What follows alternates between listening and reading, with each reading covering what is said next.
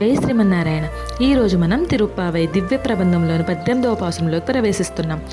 ఈ 18వ పాసురం భగవద్ రామానుజుల వారికి చాలా ఇష్టమైన పాసురం. ఆయన ప్రతిరోజు వేదాంత సారమైన ఈ 30 పాసురాలను చదివేవారు. అందుకే ఆయనను తిరుప్పావై జీయర్ అని కూడా అంటారు. ఒకసారి ఆయన ఈ 18వ పాసురం చదివి భిక్ష కోసం వారి గురువుగారైన మహాపూర్ణుల వారి ఇంటికి వెళ్ళి తలుపు కొట్టగా ఆ గురుపుత్రిక అయిన అత్తులాయమ్మ గారు గల్లు గల్లుమని గాజుల సవ్వడితో అలా తలుపులు తెరచి భిక్ష వేయగానే సాక్షాత్ ఆ నీలాదేవే వచ్చి భిక్ష వేసిందేమో అని ఆ తల్లిని చూసి సాష్టాంగ ప్రణామం చేశారు రామానుజుల వారు. ఈ పాసురంలో ఆండాళ్ తల్లి గోపికల బృందంతో కలిసి శ్రీకృష్ణుని మేనమామ కుమార్తె సాక్షాత్తు లక్ష్మీదేవి అవతారమైన నీలాదేవి గృహానికి వెళ్ళగా అక్కడ శయనమందిరంలో ఒక పక్కకు తిరిగి భూగోళంతో పోలిన బంతిని చేతిలో కలిగి నిద్రిస్తున్న అమ్మవారిని ఈ విధంగా కీర్తిస్తున్నారు.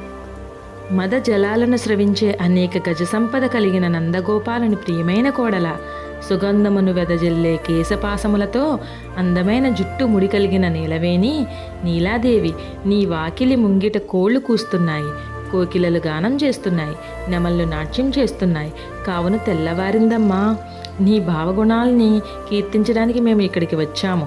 కావున నీవు సంతోషంతో నిద్రలేచి తామరల వంటి నీ సుకుమారమైన చేతులతో అందమైన నీ చేతి గాజులు గలగల శబ్దం చేసేట్లు గల్లు గల్లుమని ధ్వనించేట్లు వచ్చి మేమంతా నీ పిల్లలం అనే ప్రేమతో ఆ తలుపులు తెరవమ్మా అంటూ ఆ నీలాదేవిని ప్రార్థిస్తున్నారు.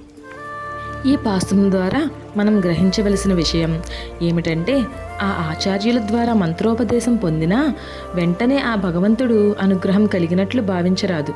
అమ్మదయ తప్పనిసరిగా ఉండాలి. ఆ భగవంతునికి భక్తునికి మధ్యవర్తి అమ్మవారు. అందుకే అమ్మవారిని పురుషకారము అని కూడా అంటారు. ఆండాళ్ దివ్య తిరువడుగులే శరణం.